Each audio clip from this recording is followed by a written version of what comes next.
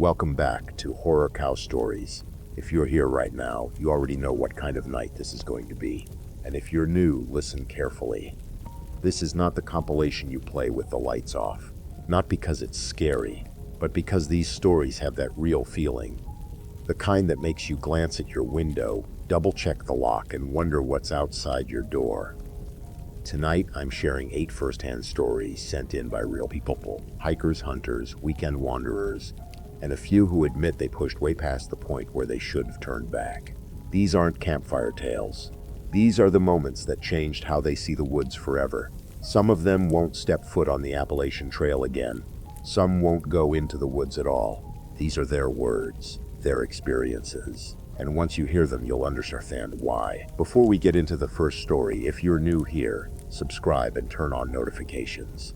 We post new narrations every week, and the next one is already in the works. This channel is kept alive entirely by you, so if you enjoy these true stories, hit that button now. 2 seconds, and you're officially part of the community. Let's start with story number 1. Some people say the Appalachian Trail teaches you who you really are. I think that's true. But I also think there are places along that trail where something else is learning who you are. I didn't believe that until the night something walked around my camp for nearly 3 hours without ever stepping into the firelight. My name is Ethan Mercer. I'm 51 years old, and I've spent most of my life repairing power lines across eastern Tennessee. Solitude never bothered me. In fact, I preferred it. After 30 years of climbing utility poles and working through storms, a weekend alone in the mountains felt like therapy. I'd hiked dozens of sections of the Appalachian Trail over the years. Black bears never worried me. Coyotes kept their distance. Even wild boars usually announced themselves long before you saw them. The mountains made sense. Everything had a reason. At least, that's what I believed before October of 2018. The forecast promised 3 days of cool weather with clear skies. Perfect hiking conditions. I parked my truck at a quiet trailhead just after sunrise and started climbing through a valley covered in red and gold leaves. The forest smelled of damp earth and pine needles. Every gust of wind sent leaves spinning across the trail like tiny flames. For most of the day, I saw no one, exactly what I'd hoped for. Around 4 in the afternoon, I found an old campsite beside a narrow creek. It wasn't an official site anymore, but someone had used it years before. A ring of blackened stones marked where countless campfires had burned. I pitched my tent, gathered firewood, cooked a simple dinner, and watched darkness settle over the mountains. There are 2 kinds of silence in the woods. The peaceful kind, and the kind that feels like something is listening. That second kind arrived just after 9. It happened slowly. The crickets stopped first, then the frogs. Even the creek seemed quieter somehow. I remember staring into the fire, suddenly aware that I couldn't hear a single living thing, not one. The silence was so complete that I could hear my own heartbeat. Then, crunch, a footstep behind me, not close, maybe 50 yards away. I turned with my flashlight. Nothing, just trees. I laughed at myself, probably a deer. I sat back down, crunch, another step. Closer this time. Again I searched the darkness, nothing. No glowing eyes, no movement, no sound except my breathing. After another minute, whatever it was walked away, or so I thought. Around midnight, I crawled into my tent. The fire had burned down to glowing coals. I fell asleep almost immediately. I woke without knowing why. No nightmare, no strange sound, just awake for a few seconds. I lay perfectly still. Then I heard it. Crunch, crunch, crunch, slow, heavy, measured. Something was walking around my campsite, not toward it, around it, like it was tracing a perfect circle. One complete lap. Then another. The footsteps never hurried, never stumbled, never snapped branches, just deliberate steps pressing into the leaves. I checked my watch. 2:14 a.m. The circling continued. 5 minutes, 10 minutes, 20. I reached for my headlamp. Something inside me whispered, "Don't." So I waited. Eventually, curiosity defeated fear. I switched on the light and unzipped the tent. The campsite was empty. The fire had almost died. The trees stood motionless. Nothing. I stepped outside. The cold air hit my face. My boots sank slightly into the damp ground. I swept the flashlight around the camp. Nothing. No bear. No hiker. No tracks. Started convincing myself I'd imagined everything. Then, from somewhere beyond the trees, I heard breathing. Long, deep, slow enough to sound intentional. It wasn't the quick breathing of an animal. It sounded like someone standing perfectly still, trying not to be heard. I froze. The breathing stopped. The silence returned. Then came 3 slow knocks. Knock, knock, knock, not on a tree, on wood, hollow wood, like someone tapping the trunk beside my campsite with their knuckles. The knocks came again, farther away. Then again, farther still, each set perfectly spaced, like something was walking through the forest, announcing where it was. Except, the direction didn't make sense. The knocks surrounded me. North, east, west, south, impossible. Unless there was more than one. I didn't sleep again. The first gray light of dawn finally reached the trees around 6:30. I packed in record time. As I rolled up my sleeping bag, I noticed something odd. The ground around my camp was covered with fresh leaves. Leaves that had fallen overnight, except for one narrow ring surrounding my tent. The leaves there had all been pushed aside. Not trampled, not crushed, moved, as though someone had walked the same path over and over until the forest floor formed a perfect circle around me. I measured it with my trekking pole. The ring stayed exactly 15 feet from my tent all the way around, perfectly even, perfectly round. I followed it for several yards before it disappeared into thicker brush. No footprints, no claw marks, nothing else. I told myself there had to be an explanation. There always was. I hiked nearly 12 miles that day. The uneasy feeling faded. Birds returned. Squirrels darted through the trees. Everything felt normal again. By late afternoon, I reached another campsite near a rocky overlook. I almost stayed. But something stopped me. Call it instinct. I kept walking another mile before camping beside a fallen oak. This time I built the biggest fire I could manage. Night came. The forest stayed alive, normal sounds. I finally relaxed. Maybe the previous night had been stress. Fatigue, my imagination. Then, just before midnight, a single footstep echoed somewhere beyond the firelight. Crunch, another, crunch. Exactly the same slow rhythm. It had found me again. Only this time, the footsteps stopped at the edge of the light.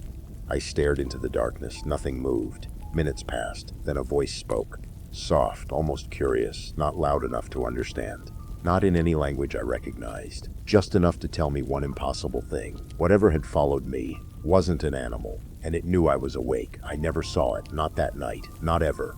But when I reached the trailhead the following afternoon, an elderly ranger looked at the dirt around my boots before looking me in the eye. "You camp alone?" he asked. I nodded. He stayed quiet for a long moment. Then he said something I'll never forget. "Next time, if you hear something walking circles around your fire," he glanced toward the mountains, "don't let it know you hear it." I asked him why. He only shook his head. "I've worked these mountains for 28 years. He looked genuinely afraid. "Some questions keep following you." I never asked another one. It's been 8 years. I still hike, just not there. And every October, usually around 2 in the morning, I wake up for no reason at all. Sometimes when the house is completely quiet, I could swear I hear slow footsteps circling somewhere outside. Never closer, never farther, always the same distance. Still waiting, still walking, still refusing to cross into the light. Story 2. If someone on the trail never looks at you, don't be the first one to say hello. That's what an old woman told me at a diner outside Damascus, Virginia. I laughed. 2 days later, I wished I hadn't. My name is Lauren Hayes. I'm 34 years old, and until 3 years ago, I worked as a graphic designer in Charlotte. I wasn't an experienced backpacker. My therapist suggested hiking after I told her I felt like my entire life happened behind computer screens. So I bought boots that were far too expensive, watched a dozen survival videos, and planned a 3-day section hike along the Appalachian Trail. The first day was exactly what I'd hoped. Fresh mountain air, towering oaks, small streams weaving through valleys. I met friendly hikers every couple of hours, exchanged smiles, and enjoyed the strange peace that only comes from being completely disconnected. By late afternoon, I reached a small shelter shared by 4 other hikers. We talked over dinner, laughed, compared blisters. Everything felt wonderfully ordinary. The second morning, everyone packed at different times. Within an hour, I was hiking alone. That's when I noticed him. He stood nearly a quarter mile ahead on the trail. Tall, thin, gray jacket, old canvas backpack. Nothing unusual. He never turned around. I assumed we'd eventually meet once I caught up. But no matter how quickly I walked, the distance never changed. It remained exactly the same, always just far enough away that I couldn't make out his face. I stopped for water. He kept walking. 20 minutes later, he was still the same distance ahead. Not closer, not farther. Exactly the same. I checked my GPS. Something wasn't right. I'd been hiking faster than average. I should have caught him long ago. Instead, it felt as though the trail itself refused to let the distance close. Around noon, I rounded a bend and found the trail empty. Finally. He must have taken a break. I shrugged and kept moving. Half an hour later, I climbed onto a rocky overlook. There he was again, standing below the overlook, completely still, facing away from me. I waved. Beautiful day. No answer. Not even a glance. The wind picked up. Leaves scraped across the stone. Then, without moving his feet, his head slowly tilted sideways. Farther, farther, until it rested at an angle no neck should allow. My stomach tightened. I blinked. When I looked again, his head was normal. He continued walking. I told myself I'd imagined it. I had to. That evening I camped beside a narrow creek. Only 3 other tents occupied the site. A young couple, an older man reading beside his fire. Everything felt safe again. Just before bed, I asked the older man if he'd seen another hiker. Gray jacket, canvas backpack, very tall. His expression changed instantly. Did he talk to you? No. Did he ever turn around? No. He nodded once. Good. I waited for an explanation. Instead, he quietly added another log to his fire. You'll be fine if he keeps walking. What if he doesn't? The old man stared into the flames. Then don't look him in the eyes. He wouldn't say another word. At 2:17 that morning, I woke to footsteps. Not running, not sneaking, just walking, slowly. Outside my tent, one pass. Then another. The footsteps circled all 4 tents. No one else seemed awake. Or maybe they were too frightened to move. After nearly 15 minutes, the footsteps stopped. Directly outside my tent, silence. Then came something even worse. Fabric moved. The outside of my tent slowly pressed inward. Not hard. Just enough to suggest someone resting a hand against the nylon. I couldn't breathe. The pressure slid across the side of the tent until it reached where my head lay. Then it stopped. A voice whispered. So close, not loud, barely audible, as if the speaker wasn't talking to me, but to themselves. The pressure vanished. The footsteps continued, slowly walking away. No one screamed. No one unzipped a tent. By sunrise, everyone packed without speaking. When I finally asked the young couple if they'd heard anything, the woman looked pale. We thought it was you. None of us had left our tents. Before leaving camp, I noticed footprints in the damp soil. 4 sets belonged to campers. 1 belonged to someone else. The stride was strange. Each print pointed forward, but the heel impressions were deeper than the toes, as if whoever made them had walked backward, without ever turning around. I never finished that hike. I drove home that afternoon.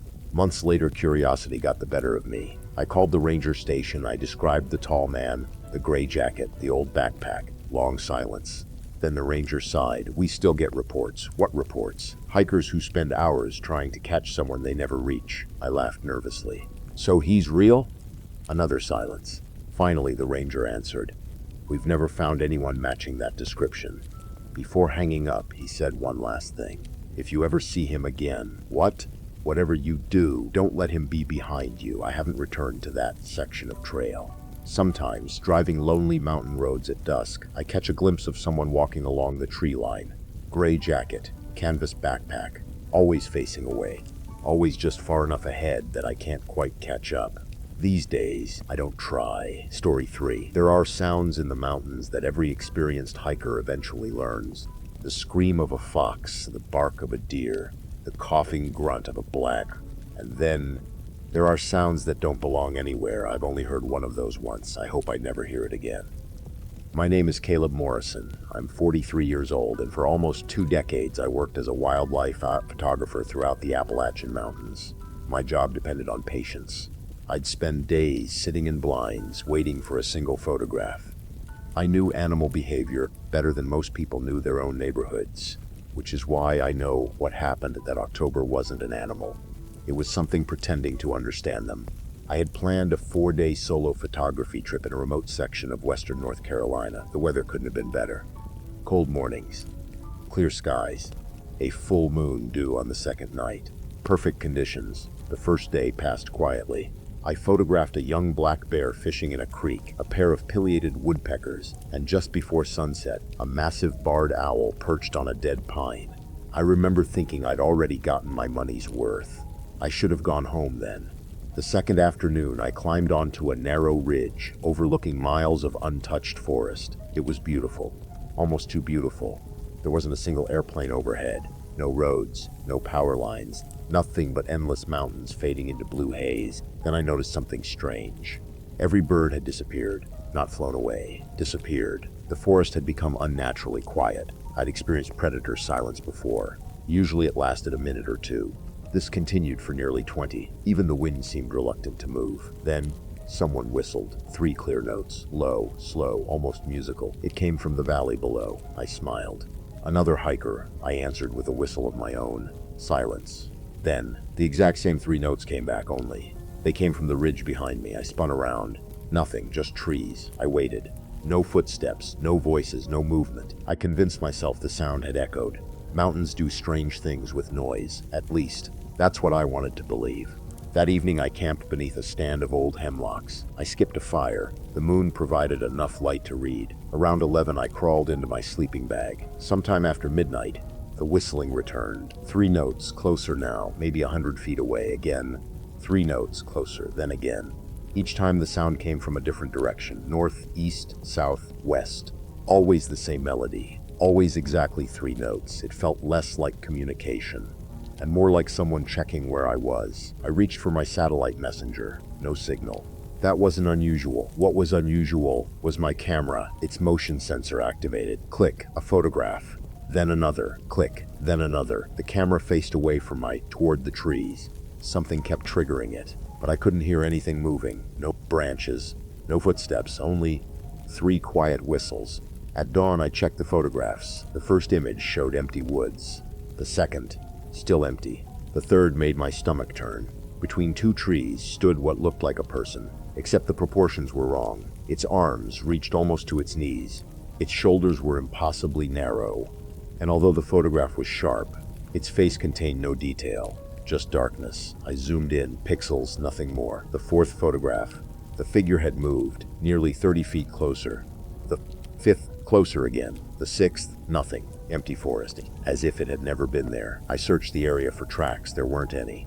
The leaves lay untouched, not even a broken twig. I packed immediately. The nearest trailhead lay 12 miles south. I kept a fast pace. By early afternoon, I reached another overlook. Relieved, I sat down to drink water. That's when I heard the whistle again, directly below the cliff. 3 notes, slow, patient. I stood. The valley beneath me stretched hundreds of feet down. No trails, no people, no movement. Then, from somewhere below, someone answered my own whistle. Exactly, every note, every pause, perfectly copied. The whistle I'd made yesterday. Not the mysterious one. Mine. Something had remembered it, and now it was giving it back. I didn't wait, I ran. An hour later, I reached the parking area. Only 1 other truck remained. An elderly man loaded fishing gear into the bed. He looked at my face and frowned. "You hear it." I stopped. "What?" "The whistling." I stared. He nodded slowly. "My grandfather told me something when I was a boy." "What?" He shut the tailgate. "If the mountains whistle first," he paused. "Don't answer." I never told him I'd already made that mistake.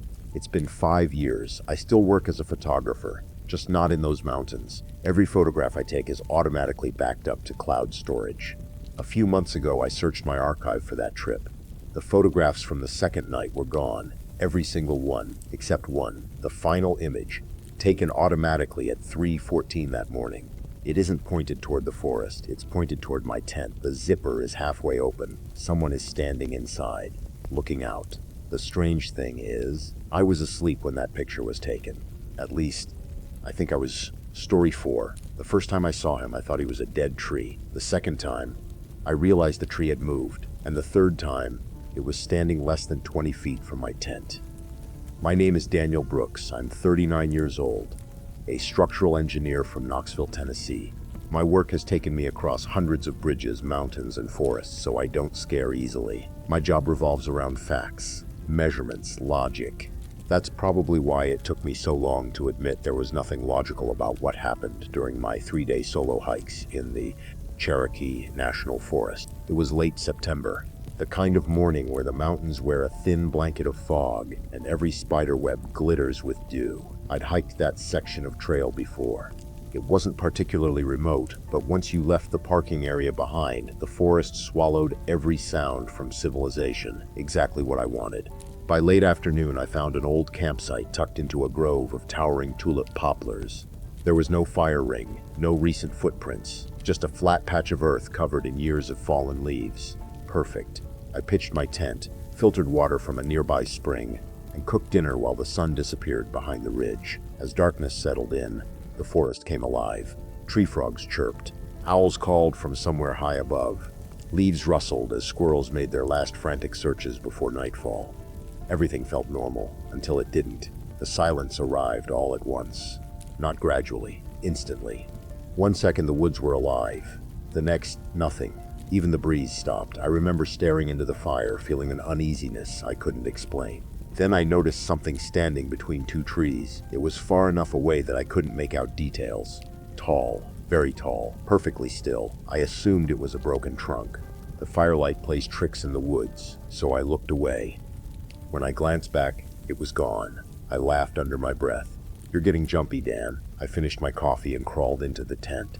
Around 2 in the morning, I woke to the sound of a single twig snapping, not close, but deliberate. I listened, nothing. Then another snap, closer, then another, each one spaced about 10 seconds apart. Whoever, or whatever, was moving wasn't trying to hide. It was announcing every step. I reached for my flashlight. The beam sliced through the darkness. Nothing. Only endless trees. I lowered the light. Snap, directly behind my tent. I spun around so fast I nearly tore the sleeping bag. The flashlight illuminated nothing but nylon walls and shadows. I stayed awake until dawn. The next morning I found no tracks, no broken branches, no sign that anyone had been there. I almost packed up, almost. Instead, I convinced myself it had been a deer. The second night proved me wrong. Just after sunset, while gathering firewood, I looked toward the same stretch of trees. There it was again, the same tall silhouette. Only now, it wasn't between the trees, it was standing beside one, and this time I could tell something was wrong. Its arms were too long. They hung nearly to its knees. Its head seemed narrow, almost stretched upward. Still, it never moved. I stared for nearly a minute. Finally, I blinked. It was gone. I didn't sleep, not really. Every hour I'd unzip the tent and scan the woods. Nothing. Then, around 4 in the morning, I heard footsteps. Not circling, not approaching. Walking away. Slow, measured.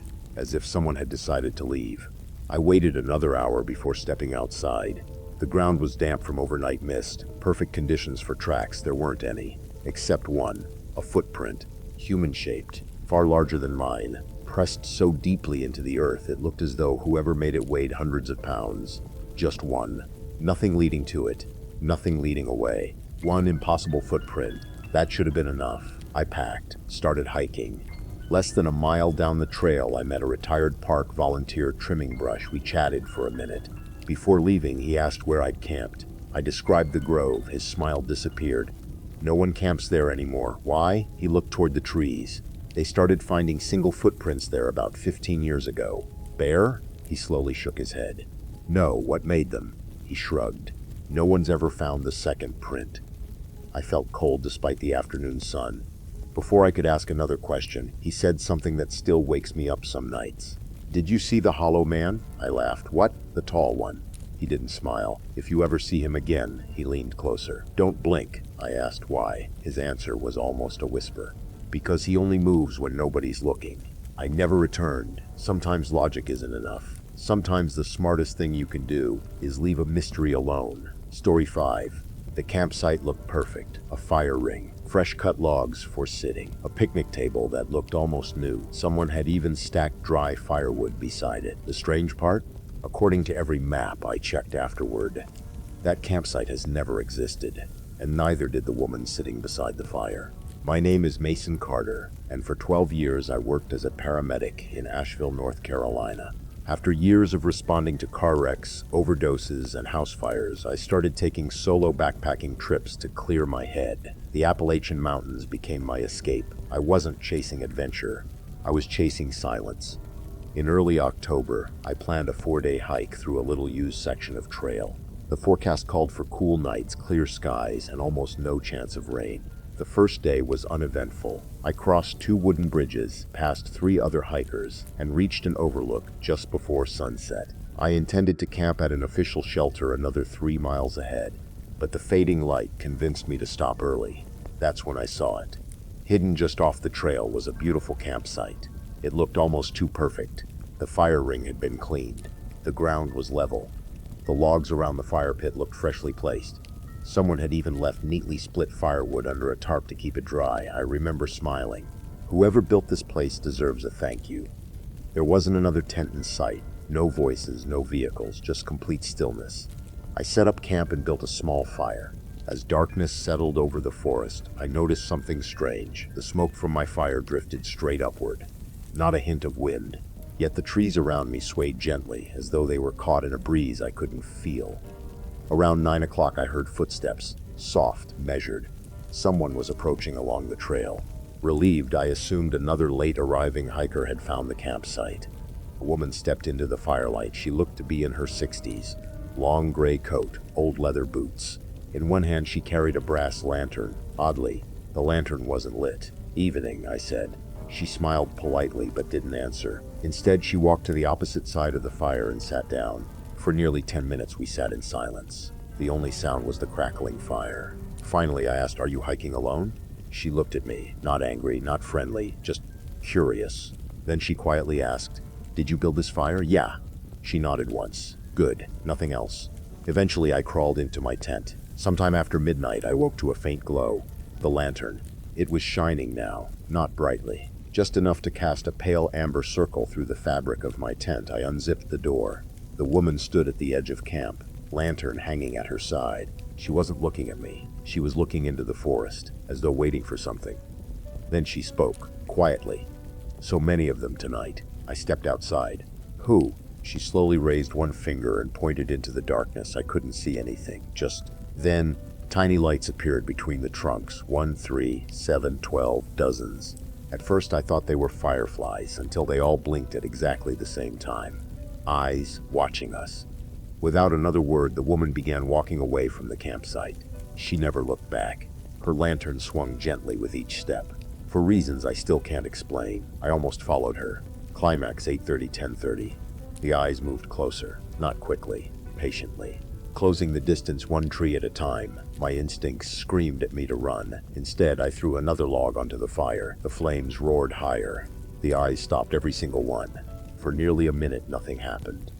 Then, from somewhere deep in the forest, something enormous exhaled. The sound rolled through the trees like distant thunder. The eyes disappeared instantly. The forest returned to silence. The woman was gone. Her lantern's glow vanished with her. I stayed awake until dawn. The campsite looked different in daylight. The picnic table was gone. The stacked firewood had vanished. Even the stone fire ring had become nothing more than scattered rocks. It looked abandoned for decades. As I packed my gear, I found a weathered trail sign half buried beneath leaves. On the back, someone had carved a simple symbol, a circle, 3 short lines beneath it. And the number, 47. I photographed it. That evening, back in town, I showed the picture to a retired forest ranger. The moment he saw it, his face went pale. "Where did you find this?" I told him. He slowly shook his head. "There hasn't been a campsite there since 1978. "What happened?" He stared out the diner window for a long time. Finally, he answered. "A search party found an abandoned camp. No people, no animals." He looked back at me. There were 14 campfires, but only one campsite. I asked what that meant. He quietly folded the photograph and handed it back. "If you ever see a woman carrying an unlit lantern," he paused, "stay with the fire." Post-credit clue: as Mason deletes the photo from his phone, one image refuses to disappear. When he zooms in on the dark tree line behind the lantern woman, someone is standing there, perfectly still. A tall figure with unnaturally long arms. The Hollow Man has been watching from the beginning. Story 6. The first time I heard my daughter's voice, she was 400 miles away. The second time, it was standing just beyond my campfire. By the third night, it knew things only my daughter could have known. My name is Rebecca Sloan, and for 15 years, I worked as a search and rescue volunteer in western North Carolina. I've searched for missing hikers in storms, floods, and freezing temperatures.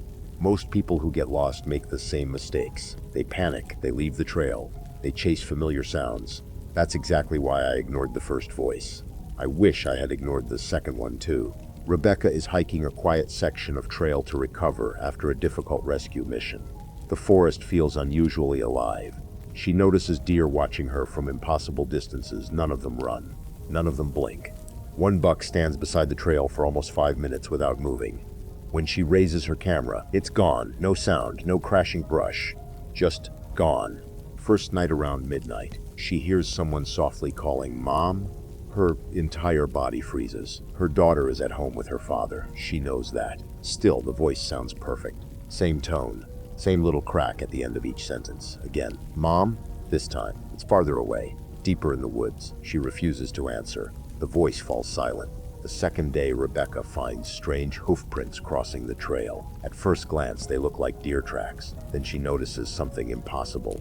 Every fourth print looks almost human. Not a footprint, more like a bare heel pressed lightly into the soil. The pattern repeats for nearly half a mile before disappearing into dense rhododendron. Nearby, someone has carved a familiar symbol into a dead oak. Second night, the voice returns. Only now, it's closer. Not just her daughter. She hears her late mother, then her husband, then an old rescue teammate who died 3 years earlier. Every voice sounds completely real. Each one begs her to come help. Then she notices something terrifying. None of them ever say her name. Only, "Come here, please. I'm hurt." As though they don't actually know who they're talking to. They're only repeating what they've heard before. Unable to sleep, Rebecca quietly circles her camp. Beyond the firelight, she spots movement, a deer, except it's standing perfectly still. Facing her, its antlers are enormous. Its eyes reflect no light. Then it opens its mouth. Instead of a grunt, her daughter's voice comes out, perfectly, word for word. "Mom, don't leave me." The deer's mouth never moves naturally. The sound seems to come from somewhere inside its chest. Rebecca steps backward. The deer takes one slow step forward, always staying just beyond the firelight. The voices multiply, dozens now. Children, adults, old men, women, all pleading, all overlapping. The forest becomes a chorus of stolen memories. Rebecca remembers an old piece of advice from another rescuer. Never answer a voice you can't see. She grabs a burning branch from the fire. The flame flares. Instantly, every voice stops. The deer turns away. As it walks into the darkness, its hooves leave no tracks. Only deep impressions shaped like open human hands. The next morning, Rebecca reaches a ranger station. An elderly ranger listens without interrupting. When she finishes, he opens an old binder filled with handwritten reports. He flips through dozens of pages. Every few years, someone reports hearing a loved one's voice. Every report ends the same way. They answered, and they were never seen again. Before Rebecca leaves, the ranger says quietly, "If the mountains ever speak in a familiar voice," he closes the binder. "Remember," she waits. "The real ones already know where to find you." That evening, Rebecca calls home. Her daughter answers immediately. "Hi, Mom." Rebecca smiles. Everything seems normal. Then her daughter casually asks, "Did you find the deer?" Rebecca's heart stops. She never told anyone about the deer. When she asks what she means, her daughter laughs. "What deer?" The line goes quiet. For just a second, Rebecca hears breathing, not from the phone, from outside her kitchen window. Story 7. I should have known something was wrong the moment I found the backpack. It was sitting upright in the middle of the trail. Clean. Zipped. Not a speck of dirt on it. Inside were a sleeping bag, fresh batteries, bottled water, and a wallet with nearly $400 in cash. Everything someone would need to survive. Except, there was no owner. The strange part wasn't that someone had abandoned it.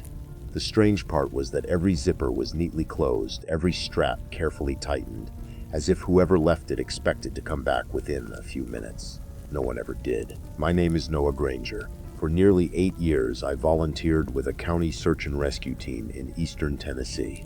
Most of our calls involved lost day hikers who underestimated the mountains.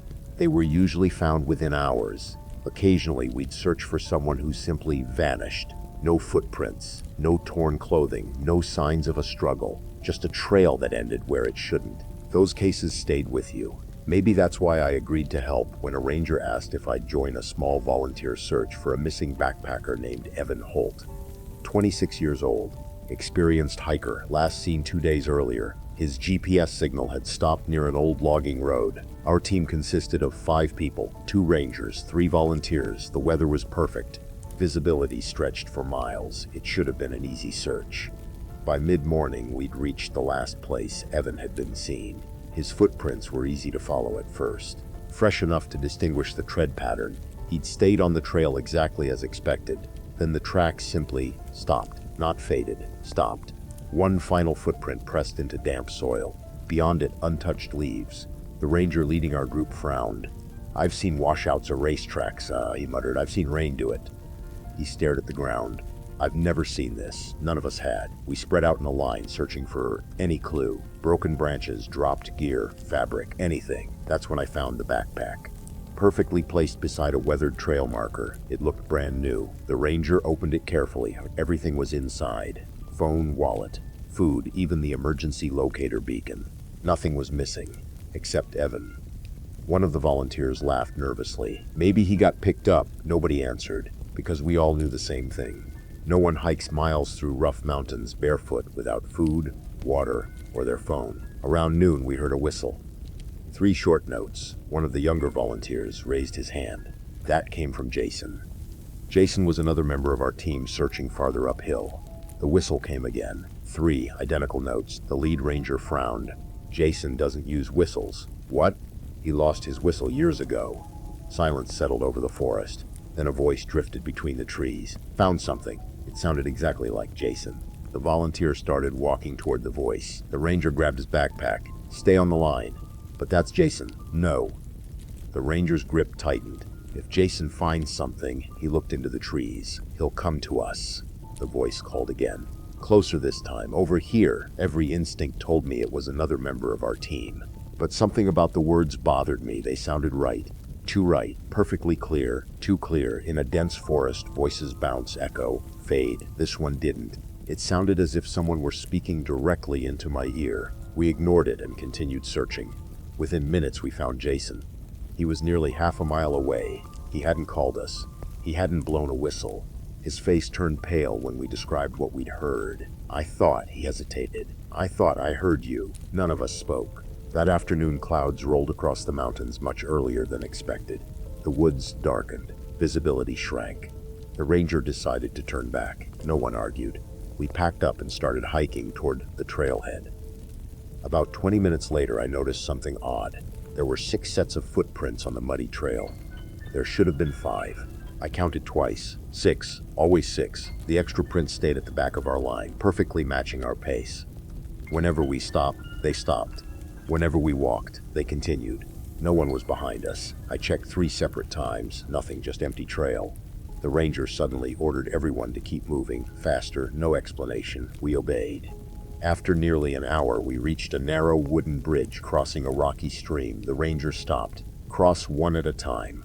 We hurried across. When I reached the other side, I looked back. The muddy footprints ended at the edge of the bridge. 5 sets continued across. The 6th stopped, as if whoever made them refused to cross running water. The ranger noticed too. He quietly removed his hat.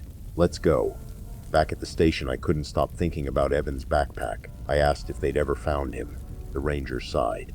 "No." "What about the backpack?" He opened a storage room. Rows of shelves stretched into the darkness. Dozens of backpacks sat neatly labeled with dates. Some looked decades old. Others looked almost new. Everyone had been found full. Everyone belonged to someone who was never seen again. How many? He looked around the room before answering. "More than anyone knows." As I turned to leave, something caught my eye. On the oldest backpack, someone had stitched a small patch into the fabric, a faded circle, 3 short lines beneath it. The exact same symbol we'd seen before. The ranger noticed me staring. He quietly closed the storage room door. "You'll sleep better," he said, "if you stop looking for patterns." I tried. I really did. But 3 months later, while cleaning my own gear after another hike, I found something tucked inside my backpack. It wasn't mine. A folded map. Old, brittle, hand-drawn. Across the center of the page, someone had written in faded black ink, "If you find abandoned gear, you're already standing where someone disappeared." Story 8. My flashlight didn't die. It was switched off. Something in the darkness reached the edge of its beam, and the light simply disappeared. Not dimmed, not flickered. It was as if the darkness itself swallowed it. For the next 6 minutes, I stood in complete blackness, listening to something breathe only a few feet away. I still don't know why it let me leave. My name is Aaron Mitchell. I spent 11 years maintaining communication towers across the mountains of Western Virginia. My job often meant hiking miles through rough terrain, carrying heavy equipment to isolated fire towers and radio repeaters. You learn to appreciate quiet places. You also learn that some quiet places stay quiet for a reason. Late one November afternoon, I received a maintenance request for an old emergency weather repeater near an abandoned fire lookout. The tower still transmitted, but every few nights the signal dropped for exactly 13 minutes before returning on its own. Engineers blamed aging equipment. I was sent to replace a damaged antenna. Simple job, or so I thought. The hike was longer than expected. A cold wind pushed thick clouds over the ridges, turning late afternoon into early evening. By the time I reached the old lookout, daylight was fading. The tower stood beside a weathered wooden cabin. The windows were boarded shut. The stairs creaked under their own weight. Someone had nailed a faded warning sign to the front door years ago. The paint had almost completely peeled away. Only 3 words remained readable. "Do not wait." I laughed quietly. Probably teenagers trying to scare people. I climbed the tower. The repair took less than 40 minutes. As I tightened the final bolt, my radio crackled. Static, then a man's voice. "Leave before dark."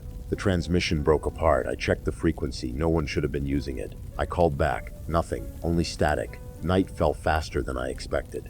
I started down the trail using my headlamp. After 20 minutes, I noticed something strange. The trees seemed wrong. The trail should have curved east. Instead, it continued straight. I checked my GPS. No signal. Compass. The needle spun slowly before settling in a direction that couldn't possibly be north. I stopped walking. That's when I noticed another light, far ahead. A flashlight. Someone else was on the trail. Relieved, I called out. "Hey!" The light stopped moving. No answer. I waved my own flashlight. The distant light blinked once, then turned away. I hurried after it. For nearly 15 minutes I followed that light through the forest. Always the same distance ahead. Never closer. Never farther. Finally I reached a clearing. The light vanished. There was no one there. Only an old stone foundation covered in moss. As I stood catching my breath, I realized the forest had gone silent. My flashlight illuminated a narrow staircase descending beneath the ruins. Stone steps disappeared into darkness. I had no intention of going underground. Then I heard footsteps behind me, slow, measured, crunch, crunch, crunch. I spun around. Nothing. The footsteps continued anyway. Closer, closer. Always just outside the beam. I backed toward the staircase without thinking. The footsteps stopped. Silence. Then a voice whispered from the darkness, "You came early." Every hair on my arm stood up. The voice sounded old, tired, not threatening. Almost disappointed, I ran. Not down the stairs. Back toward the trail, at least.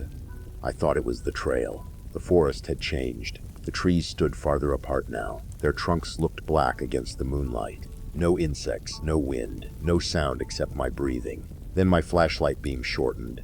At first I thought the batteries were dying, but the light remained bright. It simply wouldn't travel as far. 20 feet, then 15, then 10. The darkness wasn't getting closer. The light was getting smaller, like something invisible was pushing it back. I stopped.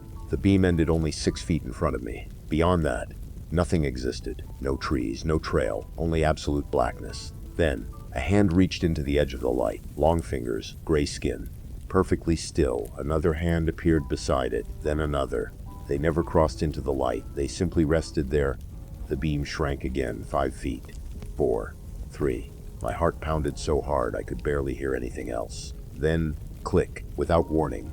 The flashlight switched off, not faded, off. The batteries were brand new. I pressed the button again. Nothing. I hit the side, nothing. Around me, breathing, not one set, several, slow, patient. As if a group of people stood in a circle around me, listening, waiting. I closed my eyes. Not because it helped, because I couldn't stand staring into the darkness anymore. Then I remembered something my grandfather used to say whenever storms knocked out the power. If you can't see the way, stand still until the dark gets bored. It sounded ridiculous, but I had nothing else, so I didn't move. Minutes passed. The breathing never came closer.